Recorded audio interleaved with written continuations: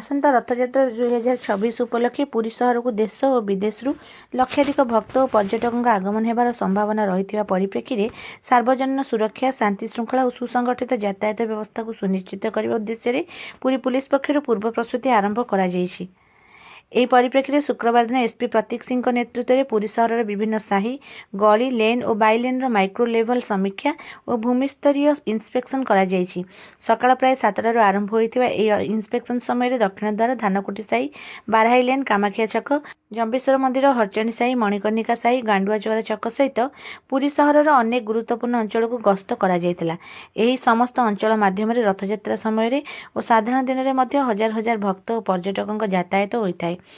Inspection समय SP Shri Singh निजे लेन और बाइलेन गुड़िकर चौड़ा रास्तार भौतिक अवस्था संभाव्य ट्राफिक अवरोध अनावश्यक और अवैध पार्किंग भीड़ प्रवण अंचल अंधार स्थान आलोक व्यवस्था सीसीटीवी कवरेज और आपातकालीन स्थिति रे रेस्क्यू एक्सेस रूट संपर्क में सविस्तार भाव अनुधान करथिले। एथिसह निकटस्थ थाना अधिकारी सहर डिविजन अधिकारी और फील्ड ऑफिसर मानक संभाव्य समस्या और चैलेंज गुड़ी को पूर्व चिन्हट कर समय मते प्रस्तुति नेबा को आवश्यक निर्देश दिया जायतिला। एही अवसर में श्री सिंह कहिथिले जे पुरी होउची भगवान श्री जगन्नाथ धाम और सारा विश्वर आस्था केन्द्र। रथयात्रा और पर्यटक ऋतु में लक्षाधिक भक्त और पर्यटक पुरी को आसती सेमानक सुरक्षा सुविधा और सकारात्मक अनुभव निश्चित करने पुरी पुलिस प्रथम प्राथमिकता। सेथिपई साही गली और बाइलेन रे जाई माइक्रो लेवल रे समीक्षा करा जाउछि।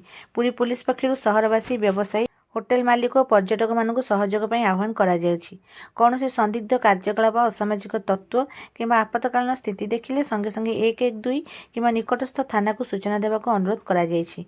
महिला सुरक्षा को विशेष गुरुत्व दिया जाउथबा बेले महिला माने जेकोनसी समस्या निर्भय भाव पुलिस सह जोगाजोग करि परिबे।